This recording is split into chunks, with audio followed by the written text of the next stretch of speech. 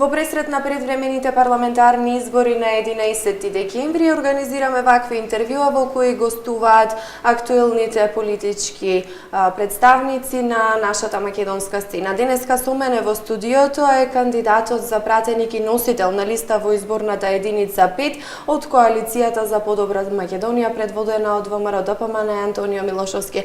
Господине Милошовски, добре дојдовте во студиото на телевизија Мега. Добре, Најда, благодарам за поканата. Ке започнеме со она што е најактуелно и она што најповеќе не интересира и нас како медиума, секако да им го пренесеме и на граѓаните и нашите гледачи.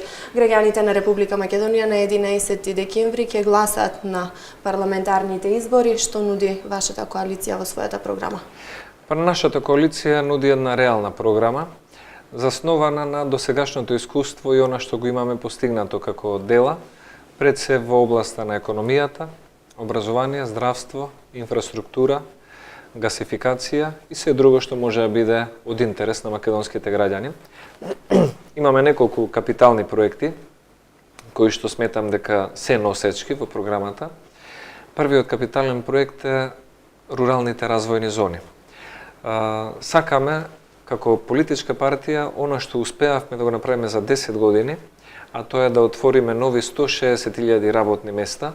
Сега во следните 4 години, доколку ја добиеме довербата на граѓаните, да успееме да создадеме нови 70.000 работни места. За тоа ни се потребни нови инвестиции, како странски, така и домашни.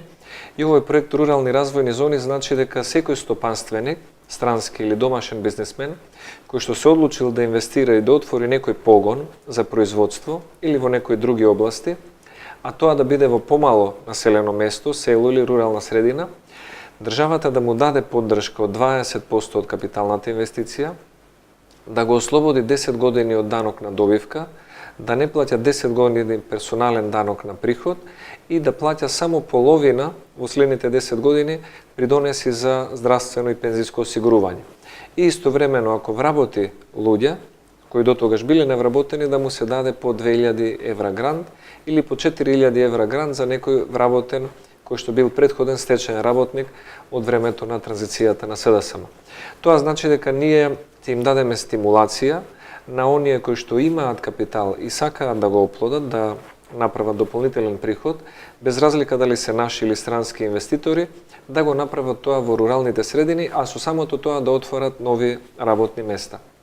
Вториот проект, кој што е сличен на овој, но се однесува на конкретни производствени погони, фабрики, е така наречениот проект рестартирање на поранешните фабрики жртви на транзицијата, каде што повторно тој што го има имотот или кој можеби ќе го купи од банка под хипотека или од сегашни доверители или на друг начин и сака да ја рестартира таа фабрика, не мора да е во истата дејност, може и да е во друга дејност, исто така ќе има поволности. Неколку години ослободување од даноци, неколку години плаќање пола на придонеси здравствено инвалидско и одреден процент државата давање на удел во неговата капитална инвестиција и помош за вработување на нововработени, а до тогаш кои биле невработени лица. Колку вакви фабрики имаме во нашата земја?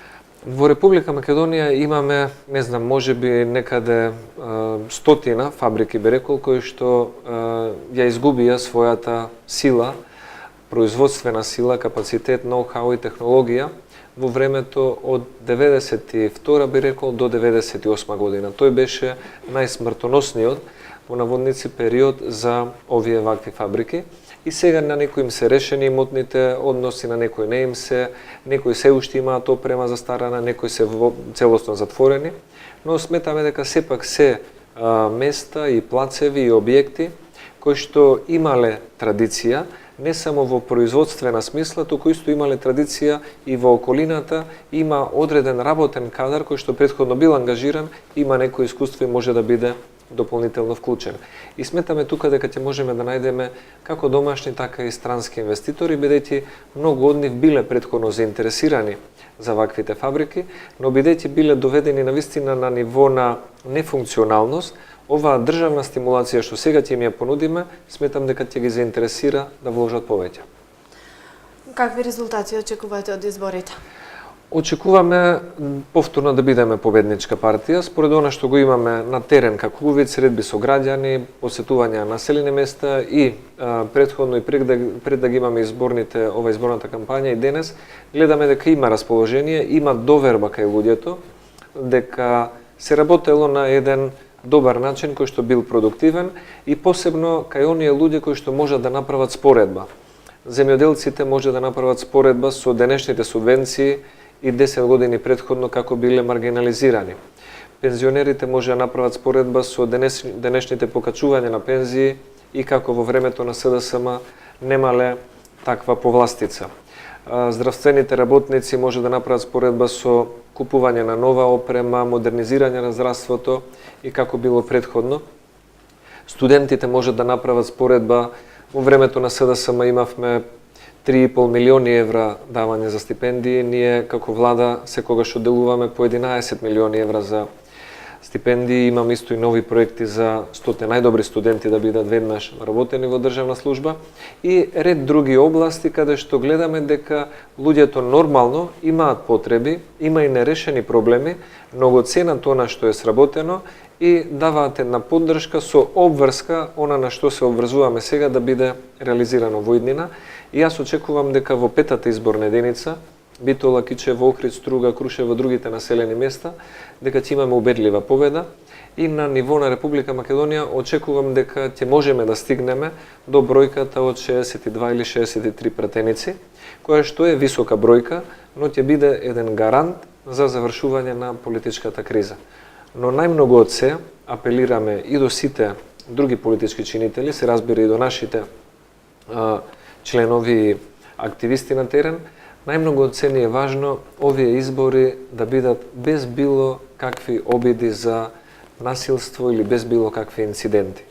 Без разлика кој победува, а кој губи, како во спортот, така и во политиката, треба секој да знае дека ако изгубил, треба да му честита на победникот, или победникот, ако победил, треба да знае да му подаде рака на тој што ги изгубил изборите и да има еден конструктивен политички диалог, да се работи во собранието за доброто на сите граѓани. Ке се навратиме на темата за фери демократски избори. Споменавте токму за овој регион, сепак ние сме регионална телевизија. Доколку изборите бидат во ваша корист, односно, како што кажавте дека очекувате, кои проекти се предвидени конкретно за овој регион кој опфаќа петата изборна единица? За петата изборна единица имаме добри капитални проекти. Јас најпрвен би го спомнал оној кој што е најнов и според мене ќе смени повеќе работи во иднина. Тоа е еден капитален проект кој што се вика магистрален гасовод. Гасоводот кој што сега моментално доаѓа од Штип до Кавадарци. Планот ни е преку Кавадарци, Неготино да има гасовод до Битола, од Битола преку Ресен да има гасовод до Охрид, да проложи до Струга и во втора фаза, бидејќи теренот е малку по-сложен, да имаме Охрид, Кичево, Кичево, Гостивар. И на тој начин да се поврзе преку Тетово со Скопје и да имаме еден цел гасоводен прстен, магистрален гасоводен прстен во цела Република Македонија. И тоа ќе значи дека стопанските субјекти ќе може да го користат. Тие кои што досега користеле струја, нафта или други поскапи енергенси, ќе може да користат газ и ќе бидат конкурентни на пазарот со своите производи, тоа ќе и помогне на економијата. И втора работа, да се оди потоа и со дистрибутивни мрежи во градовите, за да можат и јавните објекти и домаќинствата да имаат газ како енерген за користење во домаќинствата, за загревање или за други потреби. Тоа е тој капитален проект кој што најчесто го истакнуваме. Втората работа е градиме автопатна делница од Охрид до Кичево. Истата таа е во фаза на изградба и ќе проложи. Ќе отвориме уште една изградба на автопат, тој од Требеништа до Струга и уште еден автопат од Кичево до Гостивар. И на тој начин Струга, Охрид, албанска граница и Кичево ќе бидат автопатно поврзани со главниот град. А истовремено она што нас ни е важно, посебно за Битола и за овој регион, тука да имаме едно многу подобро поврзување на Битола со граничната линија и да направиме еден експресен пат од Битола кон Меджитлија со 4 ленти кои што ќе го користат и граѓани, но веруваме и многу трговци, увозници и стопански субјекти и да ја направиме пругата од Битола до Кременица за да може да биде едно железничко поврзување пред се од стопанско значење за Солунското пристаниште и за Битола како град кој што ќе има корист од тоа. Посебно за Битола имаме еден поголем проект кој што е од интерес и за сите битолчани, но мислам дека самата големина на проектот ќе има и регионално значење. Тоа е изградба на еден нов спортски комплекс, нов спортски центар, кој што ќе вклучува во себе една голема сала со 6000 седишта, еден затворен базен со ватерполо димензии со трибини и една посебна сала за боречки вештини и една посебна сала за гимнастика. И сметаме дека ваквиот спортски комплекс ќе може да ги задоволи потребите и на спортистите и на рекреативците од Битола и од околината, но истовремено ќе може да послужи во цела југозападна Македонија за одржување на регионални спортски надпревари и лиги. Тоа што исто ни е важно за Битола и веќе ги имаме добиено и градежното одобрение од надлежните институции, платени се комуналиите од ЕЛЕМ и ги има сите дозволи кои што проектот го означуваат како возможен и подготвен за изведба, е изведување на топлификација од Рек до Битола и потоа изградба на една дистрибутивна мрежа внатре во Битола за јавните објекти и за домаќинствата. Ова го правиме пред се од една причина, да се искористи топлинската енергија од Рек. Втората причина е што сите сме свесни дека во ова современо и модерно живење, каде што фабриките ни се потребни за работа, од друга страна тие имаат и свој удел во загадувањето на воздухот, сакаме едно решение кое што ќе му помогне на градот Битола во оној дел каде што загадувањето некаде од прилика 35-6% од загадувањето во зимскиот период е причина од самото затоплување на домовите, на дрва или на јаглен, долгорочно да го решаваме со се повеќе луѓе кои што ќе користат топлинска енергија од топлана, од топлификација за такво загревање. И она што исто не е важно за градот е тие два влезови, патни влезови во Битола, да ги прошириме и да ги направиме со едно подобро сообраќајно решение, кое што и естетски, сообраќајно и безбедносно би доликувало за еден така поголем град. Други проекти кои што ги имаме, а кои што се важни за секого, без разлика кој каде припаѓа, политички, социјално или статусно, е клиничката болница во Битола. И истата сакаме во износ од некаде 10 милиони евра да се направи целосно внатрешно реконструирање, обнова на целата болница и да се набават од прилика некаде 130 или 140 медицински апарати за битолските здравствени установи, најсовремени, кои што би можеле да им служат и на лекарите за подобри работни услови, а и на пациентите да имаат поефикасно здравство. Така, ова се неколку, да речем, капитални проекти, да, покрупни што би ги имале. Исто би имале и еден конгресен центар во Охрид, исто работиме и на еден проект во Струга кој што ќе значи реновирање на Струшкиот базен и многу други нешта кои што сметаме дека ќе дадат придонес за зголемување на квалитетот и на стандардот на живот во цела пета изборна единица. Го споменавме и самиот ден на изборите. Дали очекувате дека овие избори ќе бидат фер и демократски? Од наша страна, ние како партија во изминатите неколку години, од 2006 година до 2011 година, сме учествувале на сите избори како победничка партија, затоа што сме добивале доверба од граѓаните и никогаш во ниедни избори не сме предизвикале било каков инцидент. Ниту од наши членови, ниту од активисти, ниту од повисоки функционери. Прво затоа што раководиме со државата и секој еден совесен политичар кој што раководи со својата држава треба да знае дека било каков инцидент и фрла дамка на државата и го нарушува незиниот и домашен и меѓународен углед. Второ, затоа што сметаме дека тој ден треба да биде еден свечен чин, каде што граѓанинот како суверен во оваа земја одлучил кому ќе ја даде довербата, излегува на гласање и тоа го прави на еден свечен, достоинствен, демократски начин. И овој пат сакаме истото да биде случај, да имаме мирни, фер и демократски избори каде што граѓаните ќе изразат својата волја, а политичарите ќе се обврзат таа изразена волја да ја прифатат. Бидејќи волјата на народот треба да биде заповед за тие кои што се занимаваат со политика. Но истовремено гледаме некои сигнали, не би можел да преодицирам, од другата страна, Социјалдемократскиот сојуз насетува дека овие избори повторно ќе ги изгуби. Раководат моментално со Министерството за внатрешни работи.